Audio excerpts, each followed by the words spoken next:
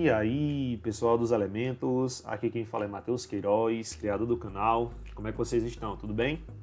Bom, gente, estamos aqui em mais uma videoaula para dar continuidade ao estudo da aritmética básica. E nesta videoaula nós iremos estudar os números reais na reta numérica, beleza? Então, bora nós! Bom, pessoal, anteriormente nós já estudamos como localizar números naturais, números inteiros, até mesmo números racionais na reta numérica. Só que nós ainda não estudamos como localizar números irracionais na reta numérica, que eu estou tratando aqui esses números irracionais como números reais, que de fato são, né?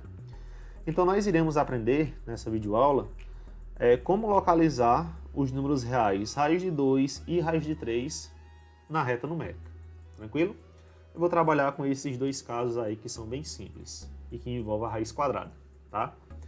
Bom, eu já adianto para vocês que tem dois modos da gente fazer essa localização. Deixa eu dizer aqui quais são esses dois modos. O primeiro modo é o modo da aproximação.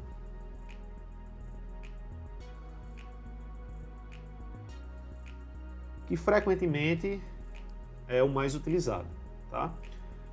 De longe é o mais utilizado. Mas também nós temos o método da construção. Localizar esses dois números aí, raiz de 2 e raiz de 3, por construção. Qual é o mais conveniente? Se você quiser uma coisa não tão aproximada assim, quiser apenas ter uma ideia de onde esses dois números estão localizados na reta numérica, a aproximação é bem melhor. Por exemplo, quando você vai realizar a construção de gráficos, o método da aproximação é de longe o melhor. Só que quando você quer algo preciso, com exatidão, o método da construção, sem dúvida, é o método mais indicado. Certinho? Então o método da aproximação é muito tranquilo. Por quê? Basta você encontrar aproximações para os números aí que você quer localizar na reta numérica. Raiz de 2. Raiz de 2 é aproximadamente 1,41. Duas casas decimais aí, tá? E o raiz de 3 é aproximadamente 1,73. Tá? Duas casas decimais também. E aí, como é que a gente faz para localizar esses dois números na reta numérica? Bom, o raiz de 2, que é aproximadamente 1,41, você vai localizar esse número entre o 1 e o 2, concorda? E como esse 1,41 está bem próximo de 1,5, isso pressupõe que ele vai ser um valor bem próximo do 1,5. E a gente sabe que 1,5 fica entre o 1 e o 2. Então, aproximadamente, o raiz de 2 vai estar mais ou menos por aqui. Raiz de 2. Aqui é a metade, né? Seria o 1,5. Então, a raiz de 2 está um pouquinho aqui à esquerda do 1,5. Tranquilo demais. Esse é o método da aproximação. O raiz de 3, que é aproximadamente 1,73. Bom, 1,73 já é maior do que 1,5. Então, deve estar aí mais próximo à direita desse 1,5, tá? E vamos lá, 1,73 é próximo ali de 1,75, então deve estar entre o 1,5 e o 2, concordam? Então vai estar mais ou menos por aqui, eu já havia até deixado marcado. Aqui está o raiz de 2, aqui está o raiz de 3, vamos até colocar aqui o 1,5, né? Está por aqui. 1,5 ou 3,5, a forma aí que vocês preferirem, é a mesma coisa. Então isso aqui é uma aproximação bem razoável, tá? Você marcando aí no olho. E qual seria o método da construção? O método da construção envolve você utilizar o Teorema de Pitágoras para encontrar exatamente o comprimento desses dois números, raiz de 2 e raiz de 3. Primeiro vamos trabalhar aqui com o raiz de 2, tá? Qual o primeiro passo? O primeiro passo é você construir aqui sobre a reta numérica um quadrado cujo lado é igual a uma unidade. está aqui o nosso quadrado. A gente sabe que o quadrado possui todos os lados iguais, aqui mede uma unidade, aqui mede uma unidade também, beleza? E quanto mede a diagonal desse quadrado? Esse é o ponto-chave, né? Bom, a gente sabe que para calcular a diagonal de um quadrado eu posso utilizar o famoso Teorema de Pitágoras. Por quê? Nós temos aqui um triângulo retângulo, tá? Quando a gente traça a diagonal, o quadrado fica dividido aí em dois triângulos retângulos. E nesse triângulo retângulo nós temos dois catetos, que medem 1, e queremos descobrir a medida da hipotenusa, que é exatamente a diagonal. E o Teorema de Pitágoras diz que o quadrado da hipotenusa é igual à soma dos quadrados dos catetos. Eu vou representar aqui por D, tá? A nossa diagonal. Então, D ao quadrado, que é a hipotenusa, que é a diagonal também, é igual à soma dos quadrados dos catetos. Bom, fazendo essa continha fica 1 ao quadrado é 1, 1 mais 1 dá 2, então D ao quadrado é igual a 2. E agora a gente sabe que essa diagonal é igual a raiz de 2.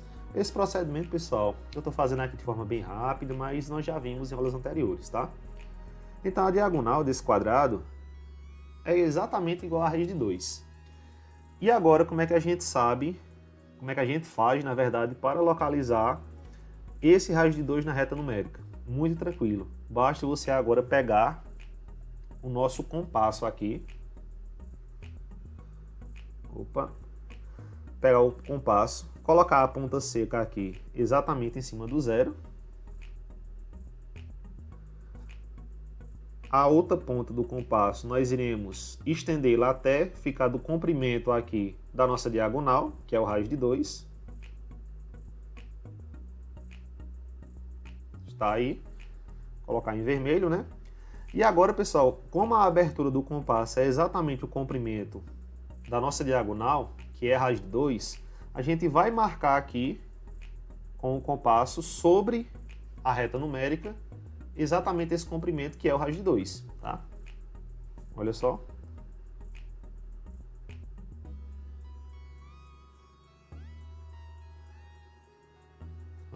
Espera aí. Opa, agora foi, hein? Olha. E caiu exatamente, ou quase exatamente, né?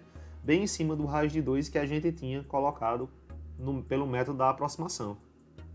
Então, pessoal, veja que a abertura não mudou, né? A abertura que a gente tinha colocado sobre a diagonal é a mesma abertura que está aqui sobre a reta numérica. Então, caiu exatamente em cima do raiz de 2. Certinho? Bom, continuando. E se a gente quisesse localizar agora o raiz de 3?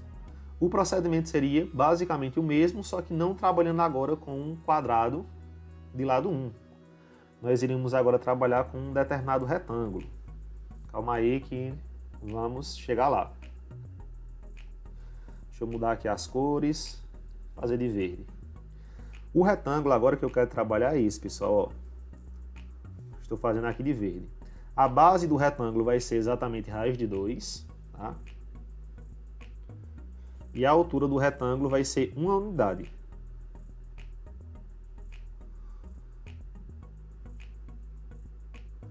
Show? Tá aí, ó. Esse nosso retângulo aqui, que está em verde, a base dele é raiz de 2. E a altura é uma unidade. Se a gente quiser descobrir qual que é a diagonal desse retângulo, nós teríamos que utilizar novamente o Teorema de Pitágoras. Concordam? A diagonal é a hipotenusa e os catetos são raiz de 2 e 1. Vamos aplicar novamente aqui o Teorema de Pitágoras para ver onde é que a gente chega, né? A diagonal ao quadrado é igual à soma dos quadrados dos catetos. Um cateto é raiz de 2, então raiz de 2 ao quadrado, o outro cateto é 1. Então 1 ao quadrado. Diagonal ao quadrado é igual, olha só, raiz de 2 ao quadrado, o que é que vai acontecer? A raiz vai cancelar com o expoente, né? Porque o índice dessa raiz é 2. Então, corta, fica apenas o 2. E 1 ao quadrado é 1. Então, fica 2 mais 1, que dá 3. Então, a diagonal é exatamente igual a raiz de 3. Simples assim. Beleza? Então, a gente já sabe que o comprimento dessa diagonal aqui é raiz de 3. E como é que a gente faz para localizar esse comprimento aqui, que é exatamente raiz de 3, na reta numérica? O procedimento é exatamente o mesmo que a gente fez aí no caso do raiz de 2. Pega o nosso compasso, coloca a ponta seca aqui sobre o 0, tá? A outra ponta do compasso, a gente prolonga ela até ficar exatamente o comprimento aí da diagonal, ou seja, a abertura do compasso é o comprimento da diagonal, que é raiz de 3. E agora a gente faz a marcação. A gente vem aqui no compasso. Um pouco difícil pegar esse compasso aqui. Agora foi, hein? Agora foi e caiu quase em cima do raiz de 3 que a gente havia marcado como forma de aproximação, pelo método da aproximação. Esse aqui é o método da construção, né, pessoal?